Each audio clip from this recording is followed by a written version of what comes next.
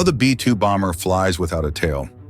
Why would you design the world's most advanced bomber to be so unstable that it actively tries to fall out of the sky?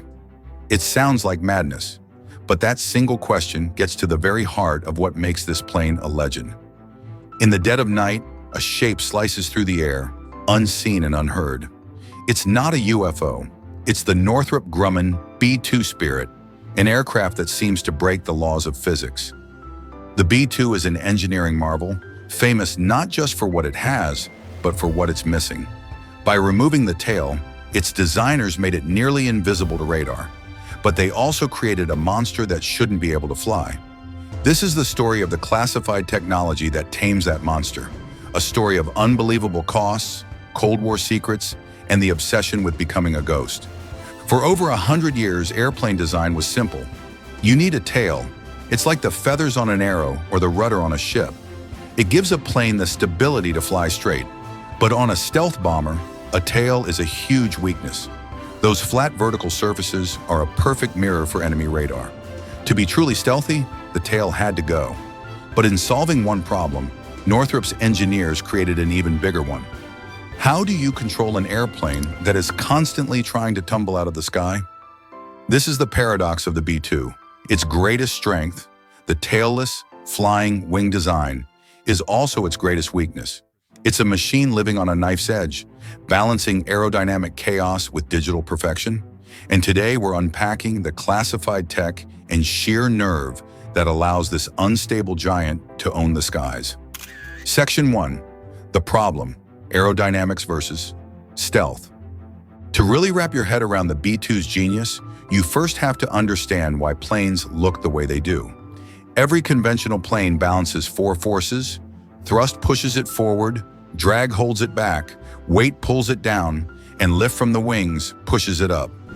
But keeping the plane pointed in the right direction, its pitch, roll, and yaw, that's the tail's job. Pitch, the nose moving up and down, is handled by the horizontal tail flaps. Roll, the plane banking left or right, is controlled by ailerons on the main wings. And yaw, the nose swinging side to side, is the job of the vertical tail, the rudder. That vertical fin is critical. It stops the plane from skidding sideways through the air, kind of like the fin on a surfboard. Without it, a plane can get into a dangerous wobble called a Dutch roll.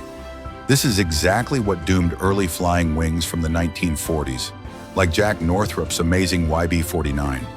The concepts were brilliant, but the technology to control them just didn't exist yet. The problem for a stealth aircraft is that these essential tail surfaces are a massive liability. Radar works by blasting out radio waves and listening for the echo. A normal plane, with its flat sides and vertical tail, is basically a flying collection of surfaces perfectly angled to bounce those waves right back to where they came from. The tail, in particular, acts like a giant billboard for radar. The B-2's goal is to make its radar reflection, or radar cross-section, as small as possible. It does this in two main ways: its shape and its skin. The plane's body is a collection of smooth, curved surfaces that deflect radar waves away from the source, not back at it. No hard angles, no vertical panels. This is why the flying wing, once a failed experiment, became the key to stealth. By getting rid of the fuselage and tail, designers were left with one continuous, flowing shape that scatters radar energy. On top of that, the B-2 is coated in classified radar-absorbent materials, RAM. These top-secret materials, rumored to include everything from special iron-based paint to advanced composites, are designed to actually absorb radar energy and turn it into heat. The exact makeup of this skin is one of the military's most guarded secrets. It's so important that the B-2 has to live in special climate-controlled hangars, and the coatings need hours of maintenance after every flight to fix any tiny flaw that could compromise its stealth. This obsession with stealth touches every part of the plane. Its four General Electric engines are buried deep inside the wings, with S-curved air intakes on top to hide the spinning fan blades from radar below. The hot exhaust is cooled before it leaves the plane to hide its heat signature. The result is a 152,000-pound bomber with the reported radar cross-section of a bird or a steel marble. It can operate at altitudes up to 50,000 feet, slipping through the most advanced air defenses on the planet without a whisper.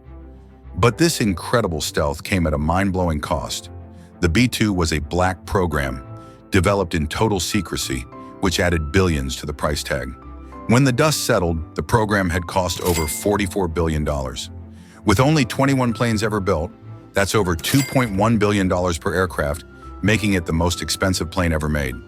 The original dream was a fleet of 132 bombers, but the colossal cost in the end of the Cold War forced Congress to slash the order. All that secrecy, however, couldn't hide the fundamental challenge. In creating the perfect shape for stealth, Northrop had created an aerodynamic nightmare. The B-2 is deeply unstable. Without its onboard computers making constant, lightning-fast adjustments, it would simply fall out of the sky. The very thing that makes it a ghost to radar makes it a beast to fly. Taming that beast took a revolution. Section 2, the solution, taming the beast. So how does this unstable beast, this 172-foot wide boomerang of carbon fiber and secrets, actually stay in the air? The answer isn't in gears and levers, but in a symphony of digital code and clever mechanics. This thing is a creature of the computer age. It doesn't just use computers. The computers fly the plane. This is the magic of the fly-by-wire system. In a normal plane, the pilot's stick is physically connected to the flaps. In the B-2, there are no physical links. When a pilot moves the controls, they're really just sending a suggestion to a set of 4 powerful flight control computers. This system is the plane's brain. It takes the pilot's request to turn, climb, or whatever, and translates it into thousands of tiny adjustments every second. But it's doing way more than just following orders. The computers are constantly getting a flood of data from sensors that measure everything from airspeed to the plane's angle against the wind. The system analyzes this data, predicts when the plane is about to become unstable, and automatically makes corrections to stop it before it even starts. A human pilot simply cannot react fast enough to keep the B-2 stable. Without the fly-by-wire system, the plane is completely unflyable. So what are the computers actually controlling? Since there's no tail, the B-2 uses a complex set of flaps built into the trailing edge of its wings. The main ones are called elevons, a mix of the words elevator and aileron. The outer set of elevons handles the basics of pitch and roll. When they move together, the nose goes up or down. When they move in opposite directions, the plane banks. The real genius, though, is how it controls yaw without a rudder. For this, the B-2 primarily uses split rudders or drag rudders near the wingtips. These surfaces look like a clamshell. To turn the plane, the split rudder on one side opens up, creating a burst of drag.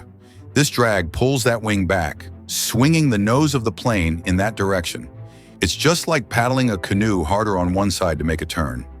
These split rudders are always making tiny, subtle adjustments to keep the plane flying straight. This technique is called differential drag, and it's the main way the B-2 steers. But it has another trick. The flight computer can also make tiny adjustments to the power of the 4 engines. By giving a little more thrust to the engines on one wing and a little less to the other, it can create a gentle turning force, helping steer the massive aircraft with incredible precision.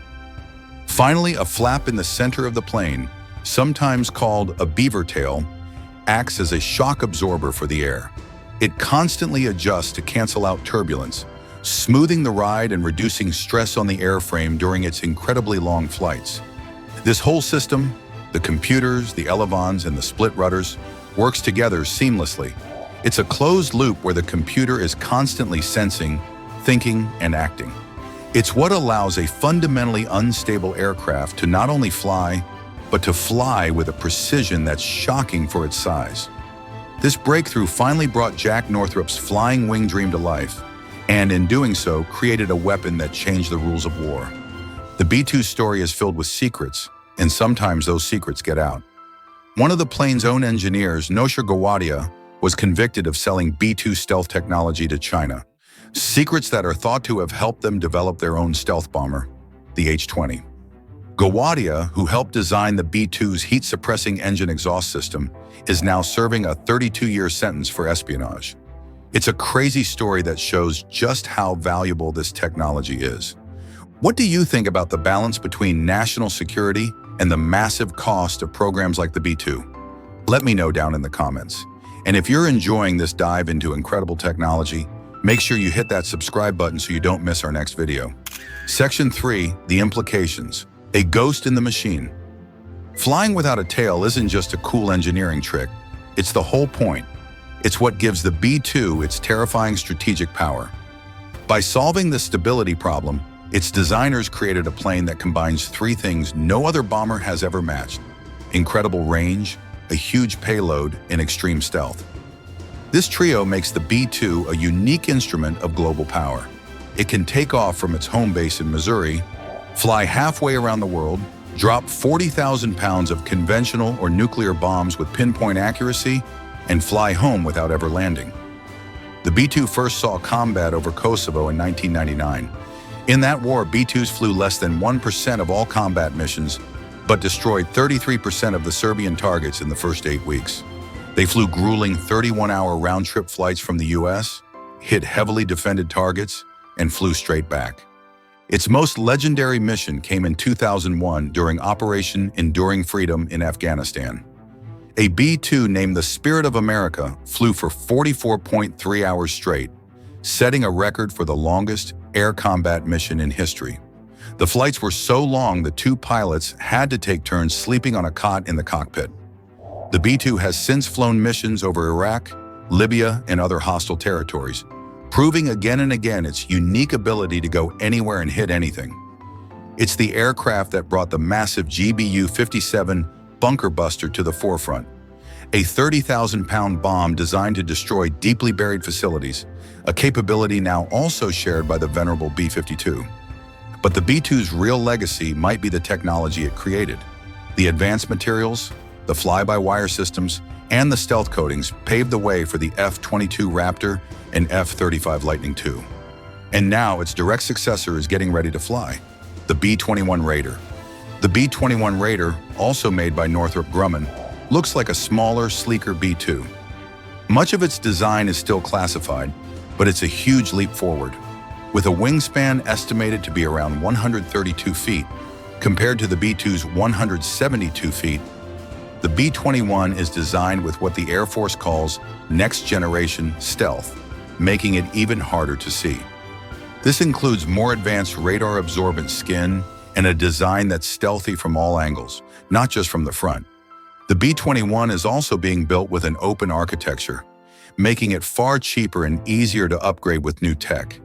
And in a truly wild development, it's being built to be optionally manned, meaning one day it could fly its longest, most dangerous missions all by itself. The Air Force plans to buy at least 100 of them to eventually replace both the B-2 Spirit and the B-1 Lancer. The B-21 is the direct descendant of the B-2. It's the ultimate payoff from the problem that was solved decades ago. The radical choice to chop off the tail started a technological revolution that is still defining air power. The B-2 isn't just a plane. It's a symbol of the idea that even the basic rules of engineering can be broken if you're chasing an absolute advantage. The B-2 Spirit is a walking contradiction. By every rule of aerodynamics, it shouldn't be able to fly. It's a design that was a failure for decades, finally tamed by the silent, relentless calculations of a top-secret computer system. That insane design choice, made purely for the sake of stealth, sparked a revolution. From the elegant dance of its split rudders to the tiny adjustments in engine power, the B-2's flight is a masterclass in digital control. It's a machine where the software is just as important as the wings. That innovation came with a staggering price tag and years of controversy, but it delivered a power that is still unmatched: the ability to hold any target on Earth at risk, a ghost that can appear, strike, and vanish without a trace. Today, as the last of the B-2s continue their silent watch, their legacy is already flying in the form of the B-21 Raider. The lessons learned from taming the beautiful, unstable beast that is the Spirit are now being perfected for a new generation. The dream of the flying wing, once an impossible challenge, will now define the future of air power for decades to come. The story of how the B-2 flies isn't just about technology. It's about what happens when you decide to challenge the impossible and, in the process, change what it means to rule the sky.